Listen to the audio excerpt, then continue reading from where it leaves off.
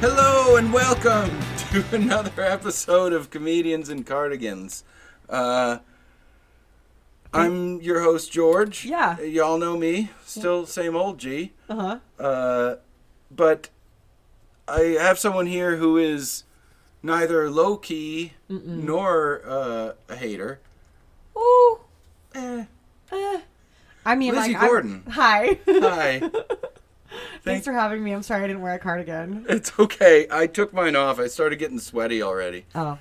My makeshift podcast tent. It's hot. Doesn't have. I'm sorry. It's I'm the very sorry. walls in here are fur. I'm not sure if anyone's commented on that yet, but he has a full-blown Game of Thrones podcast chamber. That's also like, it's like Game of Thrones meets Silence of the Lambs. I would never choose to own things like this. Full disclosure, I did steal them all from the last show I worked on. Listen, do what you gotta do. Everything in my house is stolen from the last show I worked on. Lizzie. Yeah. You and me have known each other since like 2016. We go back. We do 9 go years back. at least. That's insane. Since we have known each other, I've gone from a makeup artist to a costume guy to now unemployed guy who makes a podcast in some camping chairs Me and pajama pants. Same trajectory over here. Word up. But yeah, I wanted to. I'm so happy that you wanted to do this with me. Not just because you host a way more successful podcast. That has nothing to do with me, by the way. Yeah, but sure. I feel it has a little bit to do with This you. is At least. like a smidge. I'm like the pepper. However, successful podcast or not, I'd still want to have you on because you're my friend. You're also a mom. I am a mom. Which I think is going to come into play a couple of times today. But you texted me. I was like, hey, I'm Googling you. I was planning on writing an intro. Is it okay that I say that you did work as a ship-based prostitute and things like that? And you're like, no, don't do that. Don't talk about my ship-based prostitution. Yeah, let me just give you a little blurb. And I was like, all right, well, I promise I won't talk about the ship prostitution. Which, honestly, I really appreciate the discretion because not many people know about the ship-based I prostitution. would never want to say that people on know like about a the train-based sex work. yeah, but it's train like stuff, airplane stuff, super. That's out the there. bus, the bus, like great, your Greyhound the bus work. I actually live stream. Oh yeah, I remember that. I'm doing the bus shit on Twitch now. I watched that with my grandma. She loves it. She's a Really contributor. does. She's a big fan. But Lizzie, you are, in addition to being a mom and my friend, which I feel like are two huge checks on your resume. They truly are. There's actually a grid post on my Instagram from and I'm not kidding. I interned on a movie for the asylum. Unpaid. Oh my God, Charlie Band? No, wait, what does that mean? Charlie Band, wasn't he the guy that did Asylum, or he might have done Full Moon? Full Moon, I would not intern for. Yeah, that's I've got like my boundaries. Good. But no, this was on Slumber Man, Sleep Man. Do you remember? I didn't even know you were gonna be there, but I started taking pictures of myself with you in the background and being like, just another day at work with my best friend George. Oh, and you don't know you're in them. The Sandman? Sandman. You were on that? Yes. Oh my God, yeah. Yeah. I had no idea. I was not paid to be there. Just so you know. And wait, this is news to me. Yeah. Oh my God. Yeah, please send me these pictures They're if you on still my have grid. them. Okay, I need to find them. Okay. I'll send them to you. That's for amazing. Sure. But yeah, you and so your now husband, correct, Joe. Yes. Who is I mean, I'm not as close with him as you are. Right. Obviously. Hopefully not. I feel like I should fight you now. He does subscribe to my OnlyFans. No, I told him that wasn't okay. But so Joe hired not me, but Lindy, my wife. Who became your wife like that year? Yeah, like that year or a year after. So yeah, we We were all just children Chillins. shooting in that that's warehouse at where that- they shot that reality show about like people trying to survive the end of the world. Yes, and you guys slit my throat. Oh, we did. I had written for a production company that's trash and doesn't pay anybody, and when they do pay them, they don't pay enough. But I'd written a movie called #Captured about a bunch of school kids that get abducted by their principal and Yes. tortured because they're skanky. I remember being on set for that, and I was like, "Oh, this is really similar to Unfriended. something that it was called The Den." The Den, that was one of the. I was like, "Oh, this archetypes. seems similar to like I never something saw I it, worked but they on kept before." talking about it. I did. It was cool because like I was like, "Oh, look, I made that," but Right. like, no. Well, no, I mean, Captured. The first cut of Captured was unwatchable. Yeah. And so then Joe and I rewrote it after it was cut.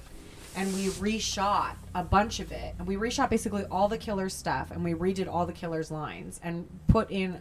We added the twist that it was the principal. That was never there before. But at the end of the day, it made sense. And that was really the only qualifier we had. We're like, okay, it makes sense. We can Yeah. send it out. It's And an everyone's like, A this to B movie's to bad, C. at the but it very makes least. sense. And like, God, if you're in the industry and you don't have a whole bunch of nepotism behind you, Yeah. you've got everybody has stories like that. Oh, yeah. You know, if you're not like if you don't just go straight from like, well, I got out of Stella Adler and then I got a call from Marty. Oh, Mr. Scorsese to you. Yeah. Well, I'm a little upset because I have some nepotiz. Yeah. My godmom's Helen Hunt. Oh, that's right. Shit, I Yeah. forgot about that. You think she'd carry some weight around here? She doesn't? No. She probably. And I don't want to get into anybody that you're super close with. I'm not trying to get into any of that. But like as just a fan of your godmother's work, she always struck me as somebody that like wasn't willing to debase herself for a job. Yeah. Or for a level of success. So I can understand it that, you know, maybe she doesn't or didn't or, you know, like Yeah. have the same kind of pull as somebody that Who would debase? would, yeah. Or And for that, I'll never forgive her. maybe people that yeah, right. How dare she? Okay. All right. So this episode's on Phyllis Diller, a strong and independent. You don't have to pretend like you're surprised. I told you about this. I know. It will be a surprise. Hopefully later in the future. Everything past the name Phyllis Diller is legitimately about to be a surprise for me. I told you weeks ago, maybe a month ago, to forget everything you knew about her and don't look anything up. I know nothing. I do know that you know that there is, if you Google chickens that look like Phyllis Diller, you'll find, because I saw you added that as well. But like, holy shit, chickens that look like Phyllis Diller as a chicken fan and I a see Phyllis it. Diller fan. There's a big crossover there for me. You ready to get into it? Yeah, girl. We're 11 minutes in on our intro. You're welcome. We call this a warm open. Yuck. Oh, yeah, I didn't mean it that way. In July, it was a hot July afternoon, July 17th, 1917. Good day, good year. Good day. Good. I mean, World War II and the Spanish flu about to break, or World War I. Sorry. Yeah. I was gonna. I would like the record to know that I did bring a pause there for George to make the correction. Thank you. I do know one thing, and it is when World War II was not. It wasn't 1917. It wasn't. It's not right now. It's not right now. But it is somewhere between those Between times. those two times for sure, but neither of them. Well, so, yeah, 1917 wasn't great. You know, Christopher Nolan made that movie and stuff. But it was all right for the Driver family. So, Perry Marcus Driver at age 55 and Frances Ada Driver at age 36 welcomed their new baby girl, July 17th, Phyllis Ada Driver. Cute. Yeah, right? There are not Phyllis's these days. There aren't. I feel like there's too many puns that you can make with a Is with a it, Phyllis. or was it just one too many Phyllis's that Phyllis too close to the sun? Because I They feel did. like a Phyllis is a real specific name. Yeah. And are we wrong about a Phyllis? Like, have Like, we if ever you seen know- like a oh, Phyllis, or is it always like a Phyllis? I'm hoping to make all of us pro Phyllis. Make Phyllis great again. No, you can't say it like Oh, that. sorry. So, Mom was, because it was 1917, Mom was a homemaker or whatever the word was, because women weren't allowed to have jobs or opinions. But we're getting there Take early. me back. No. Oh, sorry. Listen, this is just because I'm a dude. Look, I know the format going here is, hey, let me this Mansplain Phyllis Diller bearded, childless dude explain womanhood, comedy, and motherhood to you. Would you please? Yeah, I got it. I know your lady brain might not be big enough to It's a handle. lot. Oh my god. This isn't that podcast. Chicken. But I do just need to talk about my brain force pills that will absolutely encourage your ability to convince women that you're not shitty. I saw that Bradley Cooper movie. Right? So, just a small thing that I thought was cool. She was raised Methodist, but she was always, she always identified as an atheist. Oh. Or just as a, meh. Yeah. I'm not really a God person kind of thing. Is that agnostic? Yeah, I think so. I mean, but by the definition, I think agnostic means, You just don't care? or you don't know, or you don't have enough. You don't have enough information to know for sure. Mm-hmm. Which I feel like everybody kind of could fall into that category. But to be back in those days to say yeah, no, I'm pretty sure God's not real. Brave. That's huge. Yeah. So Phyllis grew up in a small town in Ohio.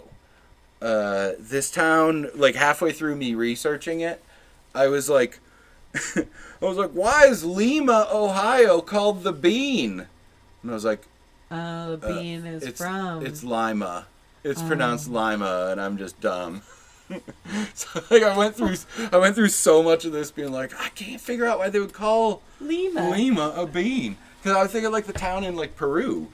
But no, Lima, Ohio, was also known as We'll never the know bean. the difference. No, me either. I'm going to switch back and forth. The non-existent audience can decipher Listen, themselves. I'm going to be listening, and so will my mom.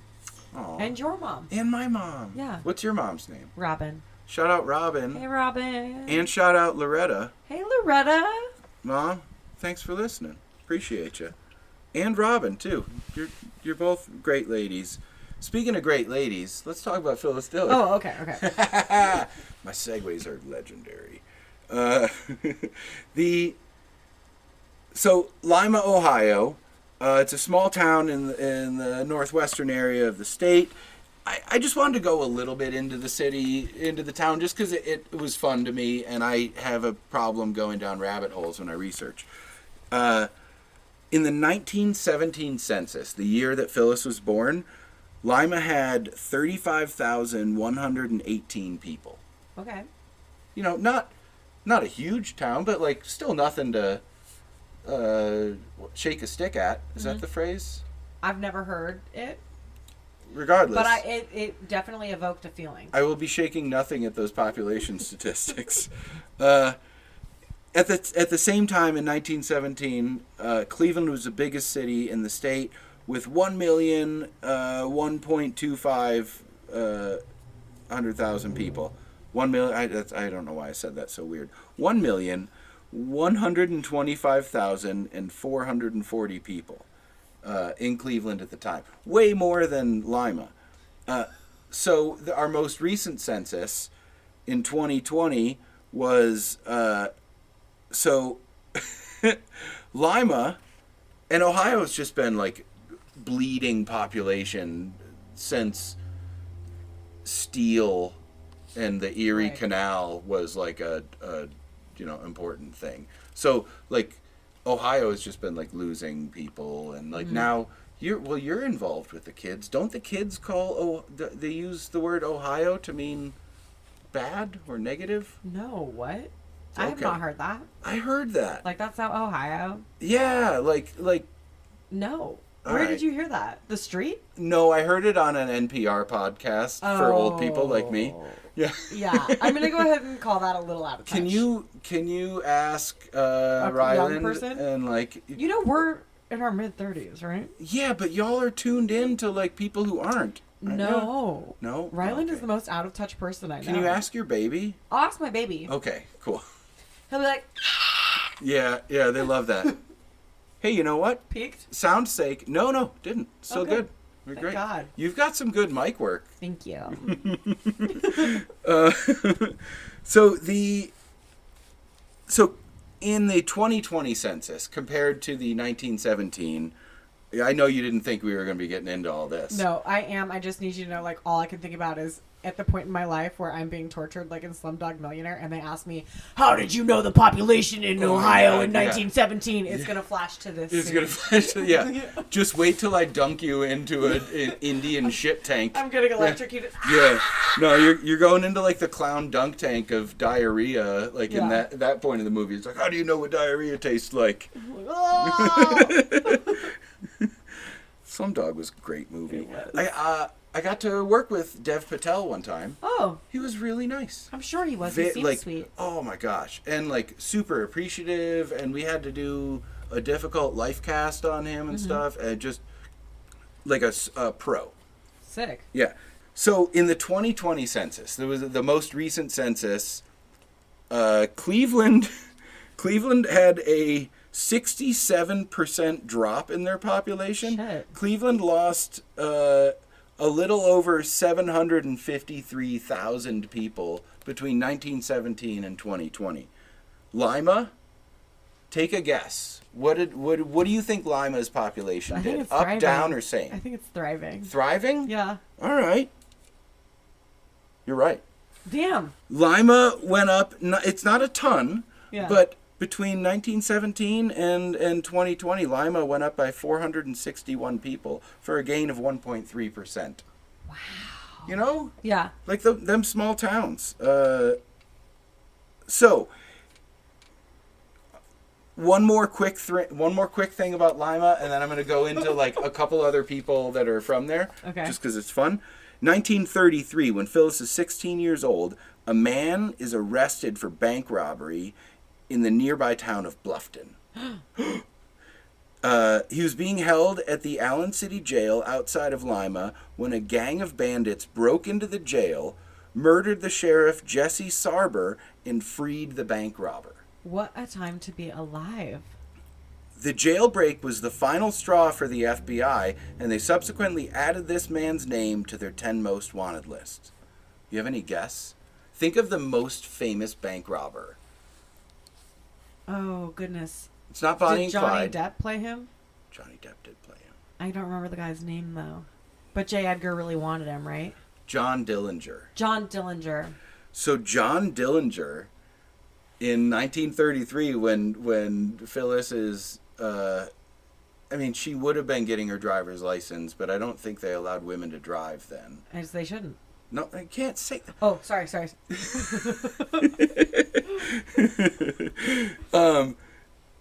But yeah, Dillinger got, like, his gang broke into the jail in her town That's so and, like, crazy. killed the sheriff and, like, broke him out. So less than a year later, Dillinger was shot and killed outside of the Biograph Theater in Chicago. R.I.P. Yeah. Big ups.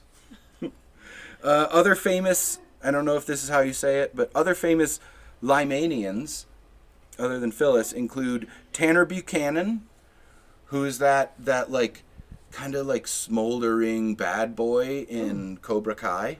Oh, have never seen an episode. Nah. My friend worked with the showrunners, though. I bet if you Google smoldering bad boy Cobra Kai, Yeah.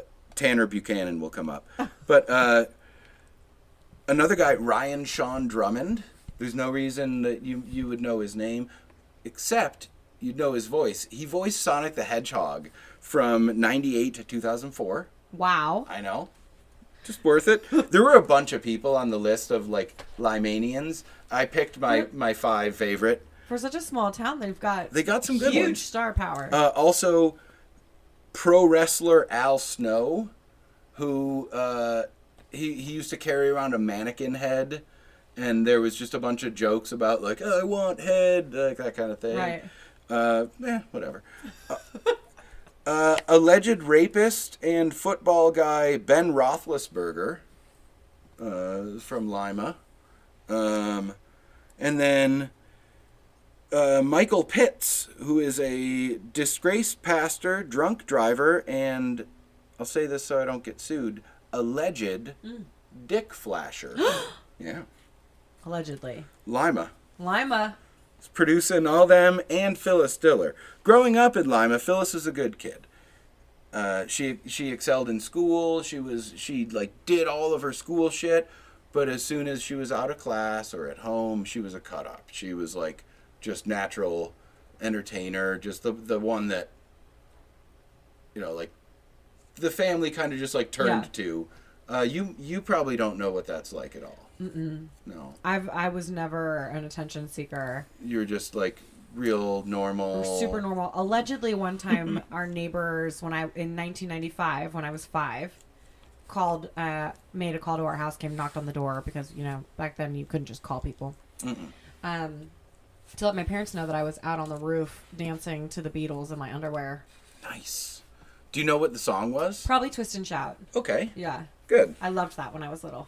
Do you think, was there any chance you were trying to, because on the roof. Oh, I was looking for an audience. But also, if there's one band that I can think of that famously performed on a roof, it's the Beatles. Right.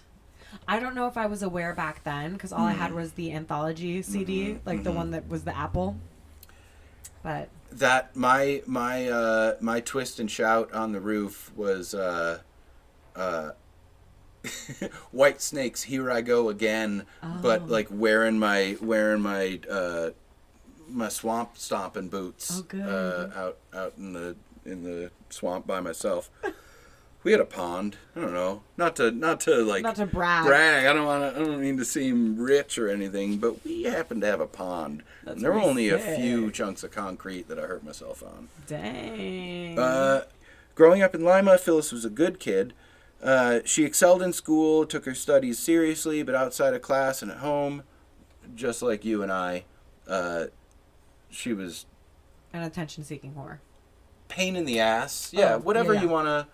But I'll take that. I think I have family that would call me an attention-seeking whore as well. After high school, Phyllis studied piano at the Sherwood Music Conservatory in Chicago. She dropped out, though, after 3... It was a 4-year thing. She dropped out after 3 years because she didn't think she'd be able to get like up to the level as the other people that she saw in her program at the same time. She was like, I'm not at that level. I'm decent, but not like... I'm not a competitive singer. It's not worth going... Well, piano and singing, like a few different music things. She's like, it's not worth going through all this because I'm not going to hit that level. So she left, moved back home to Lima, and enrolled in Bluffton University. Bluffton, you may remember, it's where John Dillinger robbed that bank. Right. Right up the road. But she studied philosophy, psychology, literature, and history, which I feel like are, well, one, in 1939... that couldn't have been easy for a woman in any kind of like higher learning environment. it's also just interesting how, because if you look up comics who have gone to college and not just the, SNL writers room with their Harvard degrees, Right. A lot of them tend to study, it's kind of those same four things. Oh, really? There's so much crossover: philosophy, psychology, literature, history. Yeah. There is all, like, I'd probably put like poli-sci into that my category major was as well. poli-sci.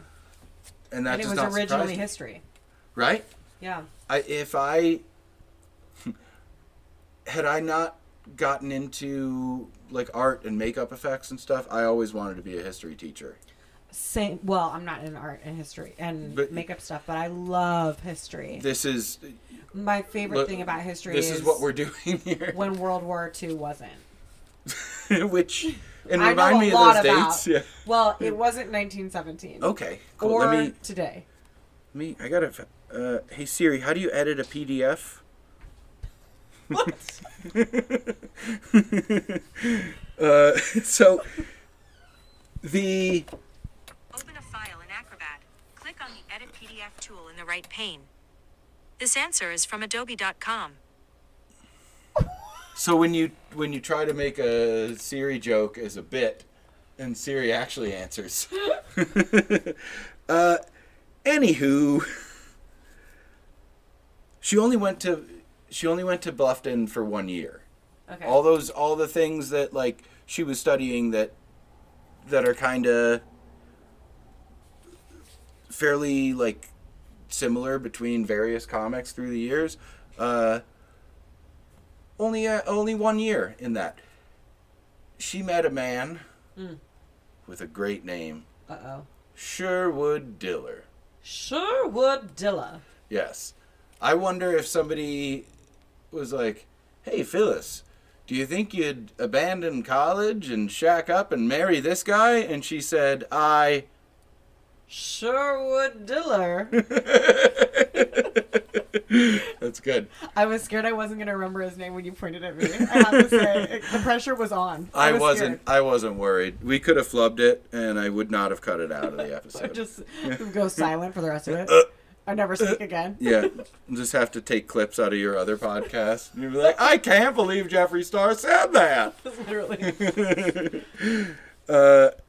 So she dropped out in after her first year.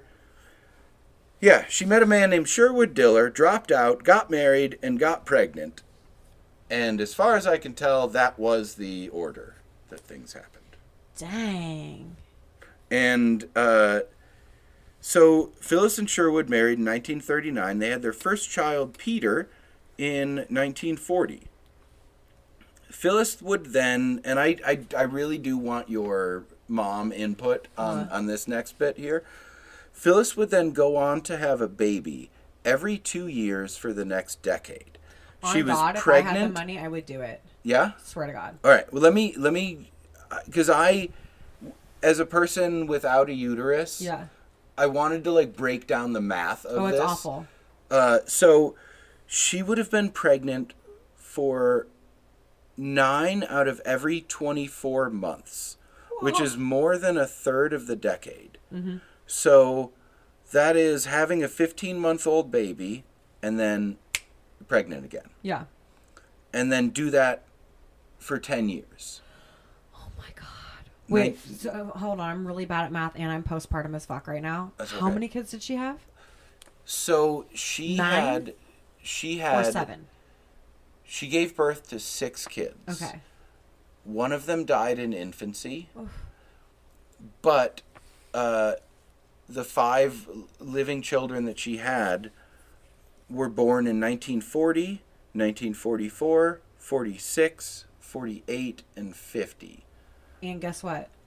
Chicken butt? World War II happened within those years. Nuh-uh. Swear to God. What? Yeah. Maybe. Oh, that's crazy. Maybe at least one And, was in.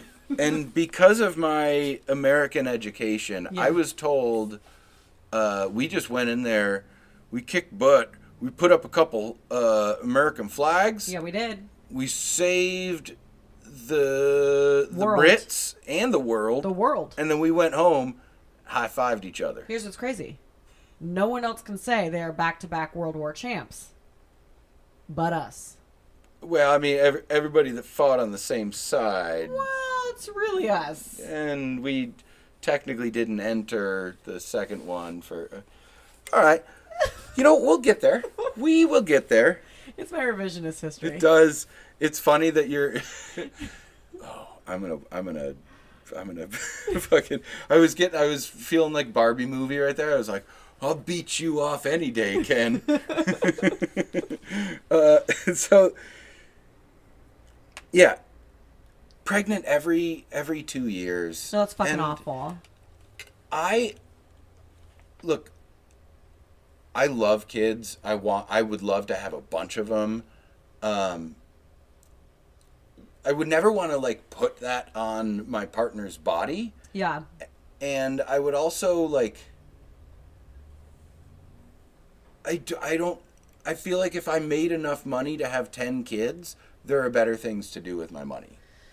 Then have 10 kids? There are more like I might be able to like solve diseases in like small corners of like, you know, impoverished countries for that Maybe money. one of your kids will. Hey, maybe. But I will say this. There is, and I know everyone says it, there is nothing quite like the love of a child and loving your specific child. Yeah. All right. You might get it because you love your dogs. Well, no, Lindy and I are going to have kids. Yeah. We just, hey, everybody. This awkward transition is brought to you by some stuff I just cut out because it didn't need to be in the show. And now, back to the show. So, during the 1940s, Phyllis was primarily raising her 5 children, along with taking care of Sherwood. It's hard to tell. It seems like he probably had some mental health issues, depression, things like that. But he was just sort of a shiftless layabout. I think you'd say in those days. Someone has to be. Yeah. She had a great... It sure would be. It sure would be. So he didn't have many job prospects, and he was, from what I could gather, he was kind of like a wet blanket. Okay. A pant load. Yeah, which is wild for somebody as like... Go get him as Phyllis. I know. To drop out of college for a pant load and have 9 of his kids. Yeah. Just, Lindy told me to not compare vaginas to clown cars while we were recording this. Oh, wow. So I won't do that. Don't do it. Yeah. Can I do it? Yeah, please. Okay. Well, if we had to compare her vagina to something. What would you compare it to? Perhaps a clown car. Oh, because so many things are just like... Coming out of it. Yeah. Yes. It's like if a clown car took 10 years. Yes. Okay. That's a long bit. Thank you so much for being there with me. I got you, babe. So, yeah, he didn't have a whole lot of job prospects, but something was about to change. December 7th, 1941. Hold on. Do you know what happened? Pearl Harbor. Pearl motherfucking Harbor. Which was the start of the U.S.'s involvement in World War II. Oh, I was going to say Korean War. Dang also, it. the day I got engaged. Really? Ryland's baby's birthdays. Huh. And the day my brother's dad died. No shit. Never forget all of those things. Yeah. Seriously, December don't ever 7th. fucking forget them. And message me ever December never, 7th. Hashtag never forget. Do you know what day World War II ended? No. It was my birthday. Fuck, Yeah. man. Yeah, that's kind of... What day is it? September 2nd. Wow. Yeah. So, December 7th, we have Pearl Harbor. They pearl all them harbors. They really did. They're all pearled up. And the U.S. officially enters the war. Sherwood, being above the draft age and with a small child at home, didn't have to go overseas. But he did have to move the family to, and I think I'm pronouncing this right, based on nothing, Ypsilanti, Michigan. Okay. I'm literally never going to look into it. Or try. Ypsilanti. Ypsilanti. Ypsilanti, Michigan. Where he worked at a B-24 bomber plant. Sick. Yeah. You know, like if you're just a guy that kind of sucks and can't get a job, a worldwide war, it's good for business. I was going to say, war is great for the economy. You know what? Let's flip that. As two people that were in formative years during 9/11, I think that's all we really know. That's all we know. Yeah. Oh my God. Well, I saw a thing. It was like, call me an 18-year-old in 2001 the way I'm ready to die for Bush. I love that. I do too. My favorite thing about my husband is that he was a full-blown adult during 9/11, and I go, you're a fucking creep for that. He was working on a set recently, and there were a bunch of young kids trying to guess how old he is. And he goes, listen, I was an adult for 9/11. And they went, what? And then did they go, all right, hold for sound, and then out of the distance you just heard, oh, I hope they did. I was hoping I'd get to use my slide whistle at some point today. It might not have been the best Listen, time. it's your podcast. Thank you. Pick what time. I will slide whistle all over this podcast. Please do. Ypsilanti, Michigan. He worked as a B-24 bomber technician. 3 years later...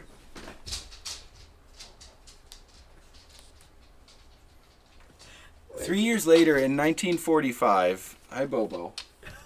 You can come in. It's okay. Come on, big guy. So, 1945, Sherwood was transferred to Alameda, California to work as an inspector in the Naval Air Base in Alameda.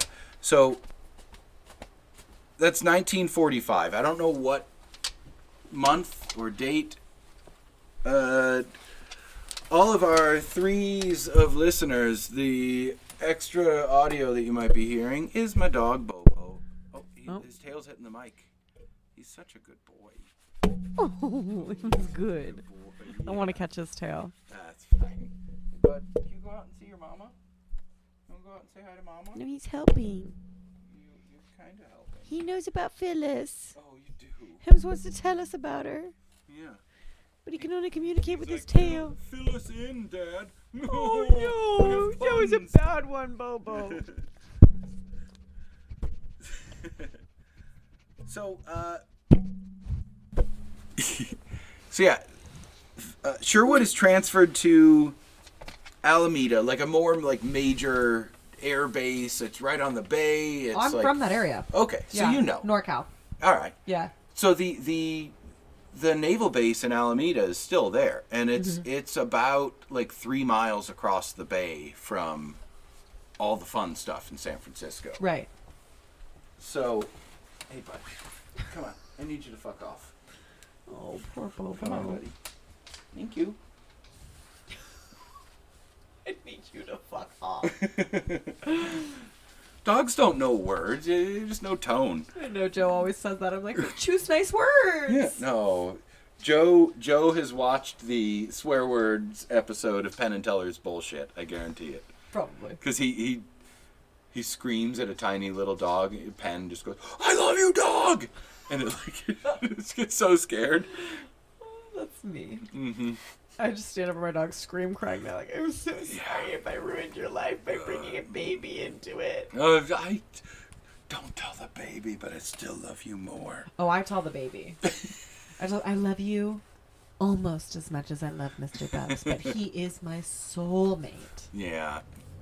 You've screamed at me like I've seen Mr. Bubbs scream on the internet. Also, listeners, I can't believe you didn't include this in your little blurb? Your blurb. Lizzie is the mother of internet famous dog. Mother wife. It's a complicated Oedipian relationship. That's all I think pet and owner really. They're a little weird. They're sexy. But Mr. Bubbs, the satanic Chewini that you guarantee you've seen online. I would have asked you to bring him here if he had any chill. Kind of an actual nightmare. I brought him to your house one time, and he was so fucking scared He of got so Otto. Scared. We felt so bad. Nothing happened to him. He saw your big dog and screamed like he had been prison raped. Yeah. Oh my gosh. Don't feel bad. He's fine. If Mr. Bubs had gone to my middle school, he would have been called so many gay slurs. So many gay slurs. He's really just a softy boy. Yeah. All right. It was Pearl Harbor Day. It was... The day was December 7th, 1941. Japanese pilots have attacked a naval base in Pearl Harbor, Hawaii. The U.S. has officially entered the war. And then they moved to Alameda. Yes. So now they're in Alameda. And then, 4 years later, they moved to Alameda. He had been working in the bomber plant in Michigan. They moved to Alameda. He's now like an inspector. He's like high up at the plant at the base in Alameda. And then a few months later is September 2nd, 1945, the day that World War II officially ends. Oh. So Sherwood, who didn't really have much aspiration. Or like employment, or what I gather personality value in the world. Yeah. Now the only thing he had going, making bombers and inspecting them, has gone away because, unfortunately, Fortunately. I wasn't going to say that. We dropped 2 nuclear bombs on a couple small towns in Japan. And, Well, don't just if we hadn't done that, we would have never gotten the film Oppenheimer, which was a cinematic masterpiece. So everything happens for a reason. What I think is a cinematic masterpiece is the video of that guy farting in the theater in Oppenheimer in that really quiet part. I agree with you. When he thought it was going to be a big explosive sound, and the scene was time to rip acid in the theater, that poor man got. Yeah. Oh my God. There's nothing I love more than someone farting in a movie theater. Mm-hmm. I lost my mind when a person farted in The Bucket List, that Morgan Freeman. Yes. Someone farted, I couldn't stop laughing, and they were like, "It's not that funny." And then I laughed even harder. I had a friend who went to the Stella Adler acting school, and shout out Austin, but he was doing this play, and he was like, "Oh man, come on! I know you hate going to see theater and stuff, but please, this is a big one. It's like the main director is like doing this play. He wrote it. And I was like, all right, whatever. I'll just go." And it was like this real heady, like, like a show-offy kind of play for actors, so you can do all your emotions and shit like that. Nothing I hate more. There was like this really heavy emotional scene where like my buddy Austin was telling the female lead, about he was like leaving her, or he had cheated on her, or he was dying, or one of those big heavy actory things, and he had just like said his piece.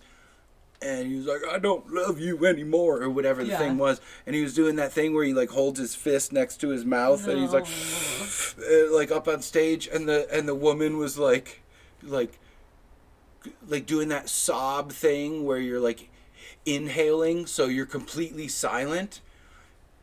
And I'm sitting like 3 rows back. And you farted. I was holding that fart for like 20 minutes. It took them so long to get to that point, and I was just, I was also feeling some emotions because of what was going on. Yeah. And the emotions had overridden my butthole muscle control. Yeah.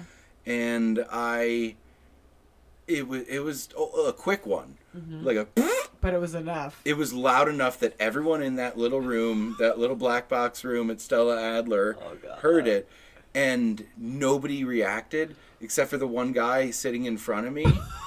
This like older gentleman who was like sitting with a few other people, and nobody else with him laughed or did anything. But I first saw his shoulders move like he was chuckling, and then I just heard like. I later found out he was Stella Adler. That man, no, he was the director of the play and had wrote it and like had taken these actors through all their training.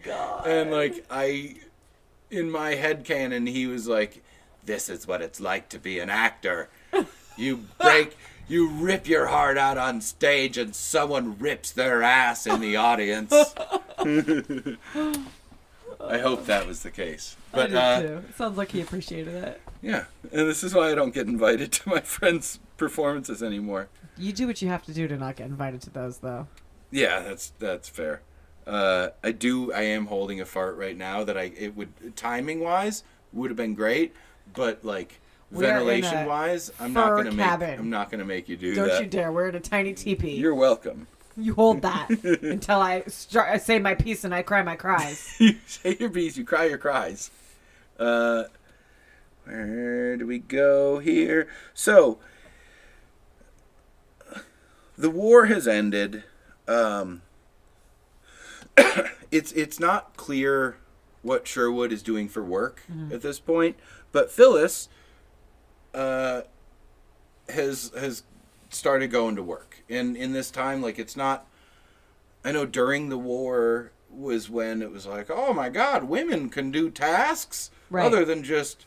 Like play baseball. Queef out babies and, you know... Yeah. Yeah, they could play baseball. I saw one sharpen a knife on a rock. But the... I love your fake surprise. This is good. I wasn't expecting this much. I'm a yes man. This much participation. Thank you. I appreciate it. So Phyllis began working in like marketing and copywriting for like some small newspapers and some like department stores, and like every job she had, the word women's was the first thing of her title. So it's like women's editor, women's copywriter, women's marketer, like whatever it was. She couldn't just be a person that did that job. No, she was a women's. Yeah. Yeah. Well, it's different. You see, it's completely different. We're gonna treat jobs that way, but medical stuff? No. We're not testing women or planning any sort of medical treatment based on how women's bodies might function.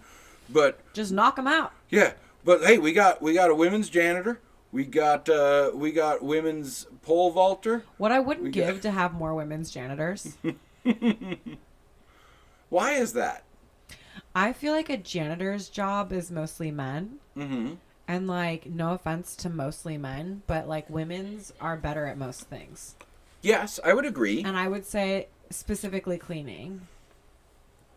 And some things. Depending on the man and the woman. Sure. And I will say I'm a messy woman, but I'm definitely less messy than my messy man husband. Bathroom wise. Yeah. Regardless of gender, I'm going to trust the person who sits to piss. Thank you. Over the person who doesn't. But I will also add this. You think a women's restroom is... Well, I would say the women's restrooms are like somewhat nicer than the men's. But these days, like not World War II days, women are pissing everywhere.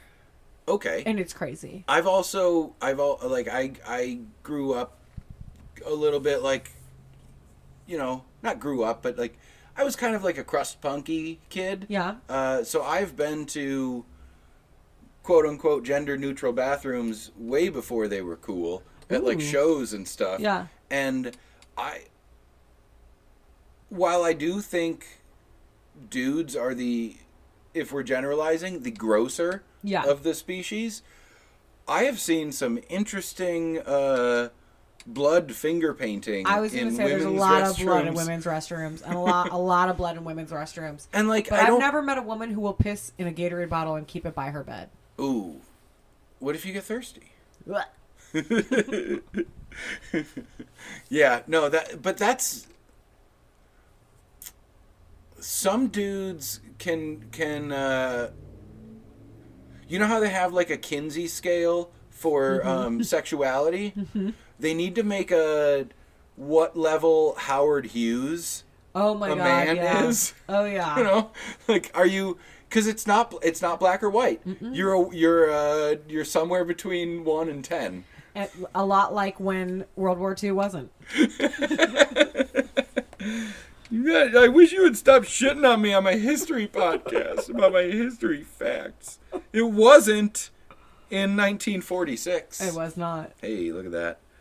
So, but in 1946, Phyllis gives birth to their third child, Suzanne. She's still working copywriting and women's whatever her job may be. Mm-hmm. Oh, now you're a women's TV host. It's very much like Anchorman kind of rules.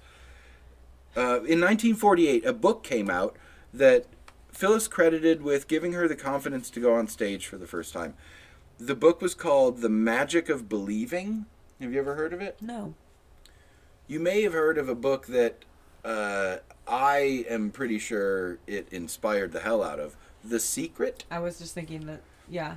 It is, and much like The Secret, this book is most likely just like a, self-helpy, bullshitty grift. Yeah, but I will say, I am the luckiest woman in the world, and I attract.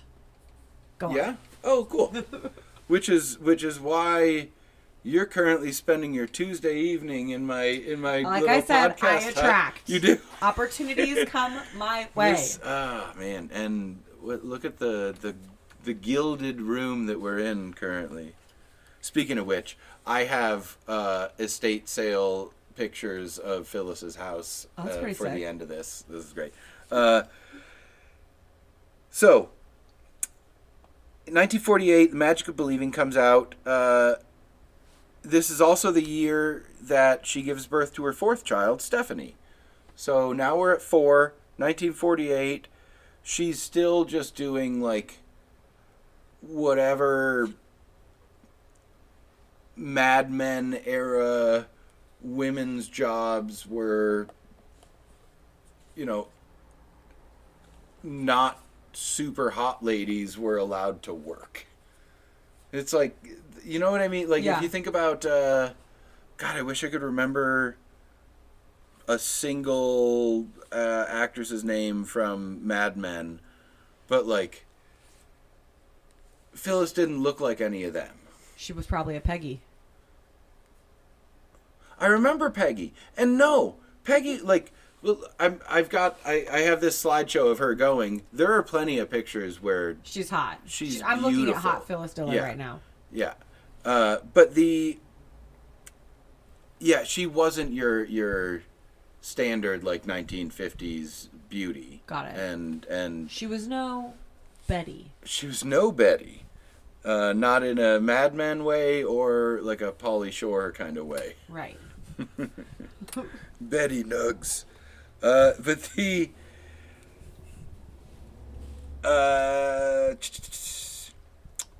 So from 1948 to 1952, she continued working in marketing, but was occasionally reading ads or performing skits on like local radio or TV stations. So she's gone from like being the marketing girl to like, well, maybe we'll let this dame read something on the air. And yeah, and she looked like that. This is, listeners, I know this is not a video format, and I don't think it needs to be, but I do hope that you look at any and all pictures that you can find of Phyllis Diller, because she's a wonderful woman and just such a character. Mm-hmm. I brought that up because Lizzie snickered at one of my slideshow going through here. So, 48 to 52, she starts, getting these like on camera or on air roles for the first time. In 1950, she gives birth to Perry, her last child, the fifth and final child. 1952. So being from the Bay Area, have you ever heard of a club called the Purple Onion? Mm-mm. So the Purple Onion was like super influential in like the beat era, like the 50s, like so Lenny Bruce, Bob Newhart, Woody Allen, Scandal noted. Mm-hmm. Woody Allen, you're a big fan, right? You have that Woody Allen face tattoo. Well, no. No. Not me. It's the last thing I need on my Reddit. Did you hear Lizzie Gordon has a Woody Allen face tattoo? It's like tribal version of his face around her eye, like Mike Tyson. She loves Woody Allen, and she listened to Candace Owen break down the Justin Baldoni Blake Lively drama. It's right next to her White Lives Matter tattoo. Did you know she drives a Tesla? You're the first person I got to say nice Nazi car to, because I'm too shy to like say that to a stranger, and I don't want to get beat up. Listen, I fucking love my Tesla. I would love to have an electric vehicle. I'd probably go Rivian. Oh. I mean, I can't like. There's a lot of options now. But why am I gonna, if I'm gonna dream at something I can't have anyway? Right. You know, like why? Like when I was a kid, somebody asked me, or like in high school, middle school, high school, somebody was talking about who's the girl on SNL that you would like to fuck the most, and there were plenty of like and like hosts, and anybody was open, and I still said Sherry O'Terry. Wow. And it was then I realized that like people might want me to aim higher, but like I know what I like. Yeah, it's good to know what you like. Sorry. This is gonna be fun to listen to tomorrow. Jesus Christ, we're an hour and 7. We're getting there. This isn't gonna be much longer. Okay. I mean, it is gonna.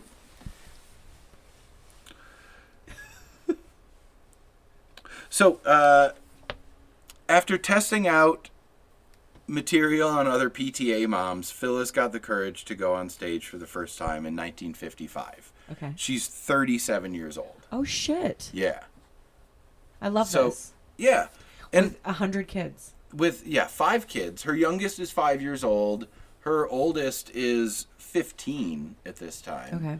So like she's got a herd that can sort of take care of themselves, and just like a husband that is like droopy dog. A husband like a rug in a room. Yeah, I can take care of the kids, ma'am. That's a good droopy Is dog. it? Yeah. Is it good? Is, All right. That was my first attempt. It was good. Would you like me to handle all 5 of the children while you go and do your comedies? That's good. All right. It also makes him likable. Okay, all right. Well, so I will continue to do Sherwood Diller as Droopy Dog for the rest of this. So she did her first show there as kind of like an audition. That led to a 2-week booking immediately. Oh, shit. Immediately. She didn't have, like, I don't know how good it was. I would imagine as her first show it probably wasn't great, but there was that viewpoint just wasn't there. Right. There was no women's viewpoint to go with all the other women's things. Sure, there were some, but it was more like as they were like in service to another comic. Like they were still just like supporting. Oh, geez, I'm just the lady that doesn't know what I'm doing. Tell me, big old strong man. But there was no like Housewife's perspective or because it was always a lot of the jokes, and they still fucking are. It's like, oh man, my wife, can you believe her? Take my wife. No, for my real. wife's so awful. She Yeah. makes sure I eat and I stay alive, and Yeah. she sucks my dick. What a bitch. Oh man. And look, can we talk about the ways that she doesn't suck it right? Ugh. There are none. Like, I don't know, but there was never a perspective of just like, oh, my, my husband, he drinks too much, he lays around, he doesn't help with the kids, there wasn't that viewpoint. Right. And it was new. And even if she were bombing, other comics and people that knew comedy, like, immediately knew that, like, oh, this lady's special. Mm-hmm. So her 2-week booking from that audition, how long do you think that stretched? Till 2 years. Oh wow. I was gonna guess. I know. I didn't want you to, like, over guess and be like a billion years. I was gonna guess years. And then when I say 2 years, it's like, oh yeah, I could have seen that. Yeah. But if I cut you off and say 2 years. It was a big deal. Yeah. And also, I'll give you one of these instead. oh, thank you. Yeah. This podcast is about making sure I don't let women talk. Good. I'll just keep it to gasping. Thank you. So as Phyllis's career was taking off, Sherwood's career, if he had one, was definitely like Over. Yeah, or flailing and failing at the very least. Phyllis had a really good quote that I couldn't find a clip of her saying, so I'm just going to say it, and I'm not going to try to do a Phyllis. But she said, I became a stand-up comedian because I had a sit-down husband. Oh, God bless her. Right? Wow. Isn't that cool? Yeah. But to have that It's so awareness fucking... and the balls to, like, say that. Yeah, no, I love that. Oof. I like this lady that I know nothing about. But by the way, she and I have so much in common. Yeah? Are you also from Lima? I'm not from Lima, but I did time in Alameda County. Okay. And Did time? No. Oh. I only spent the night in juvie and then a drunk tank one time. Yeah. But we hadn't done that. It's not like hard time. No. But it was like some time. I think I admitted to burning down a porta potty on the last episode that I did, so it's all good. That's crazy. We've all been teenagers. Yeah, I guess. But no, I love her. You're from, or you spent time. You lived in Alameda. I grew up in Livermore. Okay. And then I moved to Santa Cruz for high school, and then Chico State for college, and then I've been in LA ever since. Yeah. Yeah. You're a California girl through and through. I truly am. Last year I crossed over to having lived in LA longer than anywhere else. Wow. But I was born in Western New York, outside of Buffalo. Go Bills. Sure. That's all I know about anything that's not New York City. Chicken wings. Go Bills. Yeah, go Bills.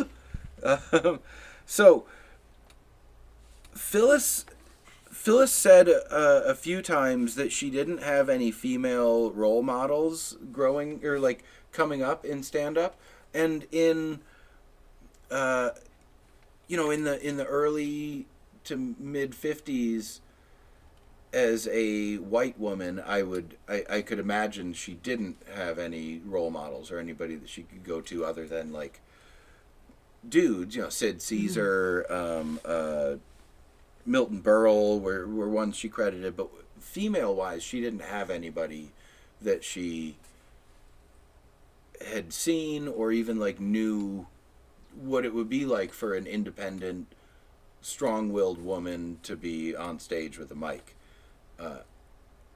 So she kind of had to like pave her own path. And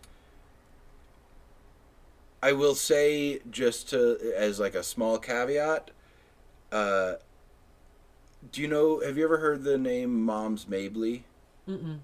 So Moms Mabley was around the same time as vaudeville. Mm-hmm. So vaudeville had a counterpart that was mostly just like black performers and black audiences, Mm-hmm. and they.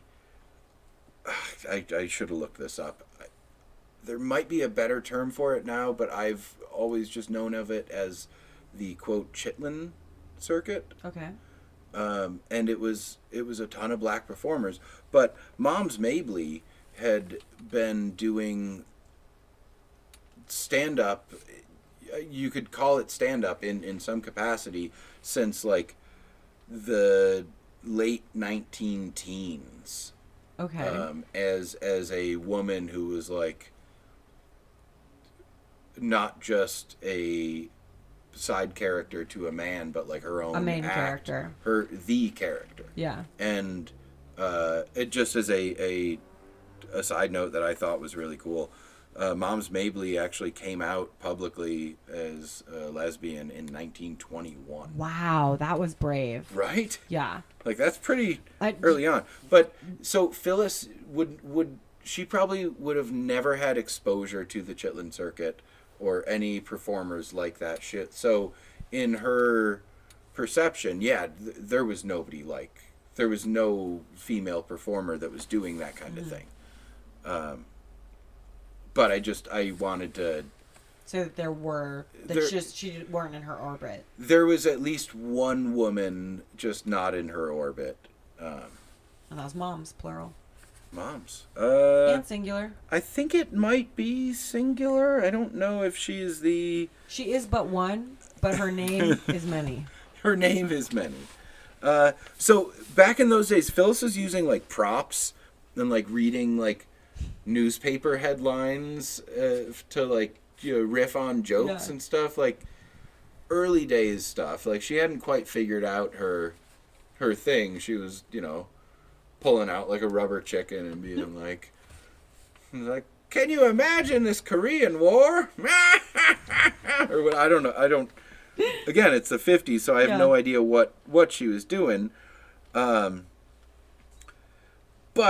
she eventually started like building this surreal housewife character, and she's got big wigs. You can see in some of these pictures. She had these like giant house coats to just make her look like a couple of toothpicks stuck into a potato, and she had these dresses that were like specifically cut to like make her look shitty. Jesus. 'Cause she found this like self-deprecating character that it's I think everybody comes to comedy because it's like I'll make fun of me before you get the chance. Oh yeah. I don't think you. It's a defense mechanism. Yeah. A survival. I was in an improv class, and a few of us were talking shit on this one guy just because he was like nice and talented and cute and attractive. Fuck and it's him. like you haven't. There's no way you've gone through enough trauma to be as funny as you are. Or maybe he had a fucked up circumcision late in life, and you just don't know. You know what? We've all tried to use the ninja chop in various ways. Oh God. But no, I just to put your mind at ease, he was fat as a child. Okay. Oh, thank God. Okay. So that was the same reaction everybody else had. I was like, okay. Oh, that's why he's funny. Yeah. That's what he's making up for. I get it now. So that's why Phyllis is wearing these big house coats and the dresses and the crazy wigs. So yeah, she was.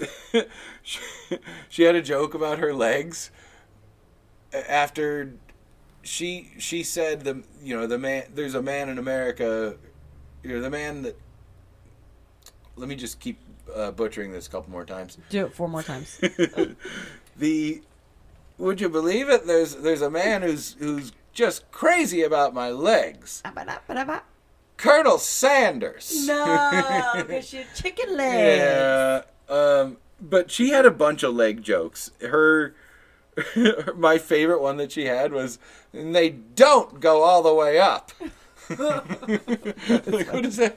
And then it's like, is your vagina like mid-thigh? Like, what is...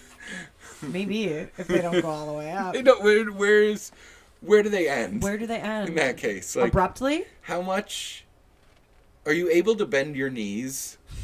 Do you have knees? Do you have... If you... Are we talking about calf? Yeah. Calf clit? I will say... I've been very lucky to have like unnamed sources who were close to Phyllis give me some like info as I've been researching about this. Where her vagina truly was? No. Oh. But in that vein, I will say I did promise to do right by her and her family. I don't know if specific location of Phyllis's vagina jokes cross that line. But I don't know. I'll probably leave this in, and I think she would have laughed. Yeah. She'll be like, women can say what?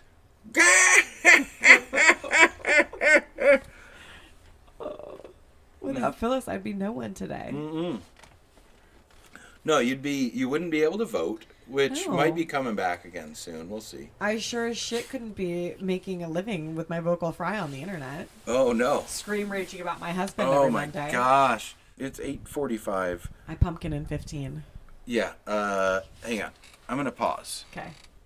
Hey, everybody. We ran long again, so we will continue the Phyllis Diller saga with my friend Lizzie Gordon in less than a week. So keep a lookout for that. It should be dropping this weekend.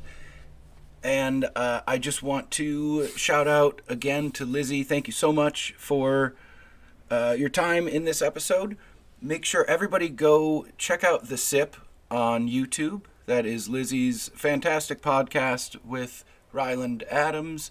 Let's face it, if you're listening to this, it's probably because you know Lizzie and The Sip and Ryland already. But thank you for listening, and we will see you in a few days to wrap up the Phyllis Diller tale. Comedians and Cardigans out.